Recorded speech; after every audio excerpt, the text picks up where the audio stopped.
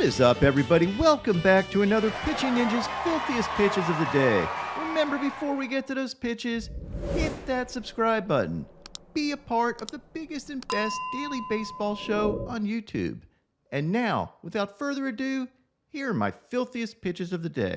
I'm going to start with Alex Faedo, who had 7 Ks in 6 innings, giving up 3 runs. He had this fastball, nasty changeup, and wicked sliders. He battled Bryce Miller, who was outstanding again. Miller had 3 Ks in 7 scoreless innings, giving up only 3 hits. He had these overpowering fastballs and slider, and hitters are only hitting .093 against his fastball, which has the highest vertical movement in baseball, meaning it keeps its plane really well, and hitters end up swinging under it because they expect it to drop. Miller has allowed only 8 base runners in his 3 starts, and no other starting pitcher in baseball history has ever allowed that few base runners in their first 3 starts. Sandy Alcantara had 9 Ks in 7 2/3 innings, but the bad news is he gave up 6 earned runs. He did have these 90-mile-an-hour sliders and these changeups of 91 and 93 miles an hour, and his fastball was in the upper 90s, 98, 99, touching 100, and the first 4 innings went great, but it went downhill from there. Jose Barrios had this slurve and 3 Ks in 5 2/3 innings, giving up 2 runs. He faced off against Bryce Elder, who had 3 Ks in 5 innings, giving up 2 runs, and had this White Castle special. Reed Detmers had these disgusting 91-mile-an-hour sliders and had 3 Ks in 5 innings, giving up 2 runs. Dylan Cease threw 6 scoreless innings with 5 Ks on these sliders and painted 97-mile-an-hour fastball. He battled Brandon Bielak, who had 4 Ks in 5 innings, giving up only 1 run, and had these sliders. Zach Gallen had 6 Ks in 7 2/3 innings, giving up 2 runs, which is basically a below-average outing for Gallen at this point. He did have these knuckle curves and changeup. And he faced Anthony DeSclafani, who had 2 Ks in 5 innings, giving up 3 runs, and had this vicious back knee slider that got the sword. Look how far off the plate that ends up. Ranger Suarez made his 2023 debut and had this dirty curveball, an elevated fastball, and 4 Ks in 4 innings, giving up 3 runs. John Gray got this slider for a sword and painted with his fastball and had 5 Ks in 6 innings, giving up no runs. And he faced James Caprillion, who had 7 Ks in 7 innings, giving up 3 runs, thanks to his combination of wicked sliders and fastballs. Tyler Wells was very sharp with 8 Ks in 7 one-hit innings, giving up no runs. He had this mix of filthy changeups and wicked breaking balls. Shane McClanahan gave up 4 runs in 4 innings with only 3 strikeouts. He did get Ks on these 97-mile-an-hour fastballs and this 87-mile-an-hour changeup, but he raised his ERA to 2.34 this game. I did like the Pitching Ninja shirt, though, that he wore in the post-game press conference. Although I always like him a little bit better when you dominate the opposing team, but still, it's awesome. He faced off against Nestor Cortez, who had this 98-mile-an-hour fastball and this 88-mile-an-hour backdoor painted cutter. He had 3 Ks in 4 1/3 innings, but gave up 6 runs, and his ERA this year is now 5.53.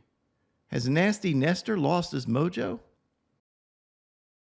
Julio Rios had 4 Ks in 7 innings, giving up only 2 runs, and had these dirty breaking balls, and I love this with Urias messing with timing. Watch him varying leg lifts and then also changing his arm slot. Just another weapon to keep hitters on their toes. Zack Greinke had 5 Ks in 5 innings, giving up only 2 runs, and had no walks. The big story this game is Greinke became the 5th pitcher to strike out 1,000 different batters in his career. The other 4 were Nolan Ryan, Randy Johnson, Greg Maddux, and Roger Clemens. That is some pretty great company of pitchers to be in. Greinke relied on his slow curveball, his cutters, and fastball, but my favorite part of the game was him sharing pitch calling duties with Salvi, basically alternating between them. You could see him yell, "Salvi," pointing to him like it's your turn. He calls a pitch, and then the next one, Greinke calls himself on PitchCom. My guess is they were having a contest to see whose pitches did better. Yep, the old game within the game. Joe Ryan was outstanding yesterday with 10 strikeouts in 6 innings, giving up only 4 hits and no runs. His fastball is 94-95, He had these wicked sweepers, these dirty splitters, and just a dominant game. Here's an overlay of his splitter and sweeper, so you can see how those two pitches work together. And then this is an overlay of his fastball and splitter, and look how long these pitches tunnel. They look the same to the hitter, other than the velo difference, and you end up swinging at what you think is a fastball, but if you get that splitter, you're way out in front. Filthy, filthy stuff by Joe Ryan. Hayden Wesneski had 5 Ks, but gave up 5 home runs in 5 innings for a total of 7 runs. He had this 2-seamer, but my favorite part of his outing was he gave up this absolute nuke to Joey Gallo and then screams out in horror. I know we always say that ball had a family. Well, Hayden's yelling at it like he just saw the ball and its whole family get annihilated right in front of him. Look at that face, and you can hear his scream on the game audio. I've watched this over and over again, and it still cracks me up. Steven Matz had 4 Ks in 5 1/3 innings, giving up 3 earned runs, and had these 2-seamers. And he faced off against yesterday's filthiest starting pitcher of the day, Chris Sale.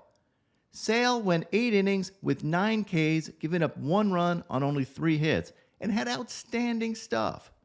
He had these absolutely wicked sliders, getting a sword and nearly hitting a back foot with one, and mixed in his overpowering fastballs. And here's an overlay of Sale's 95-mile-an-hour fastball with an 81-mile-an-hour slider. They start out in the same plane, but look at the break on that slider. That is impossible. As a hitter, you think you're getting a fastball just off the outside corner, and you end up getting a slider that almost hits you in the foot. Just vicious. And now onto my filthiest relievers. Clay Holmes had this slider and sinker that almost got to the plate, but was called a strike. Cue the saxophone. Alexis Diaz had these sliders. Felix Bautista had 3 Ks, all on splitters, and he did take advantage of a pretty big zone here. Peter Lambert had these nasty changeups. Jordan Romano had these overpowering fastballs. Andrew Bellotti had these wicked sliders. Justin Topa had this nasty slider and this backdoor sinker that ran back to the plate 17 inches. Wandy Peralta had this dirty 90-mile-an-hour slider.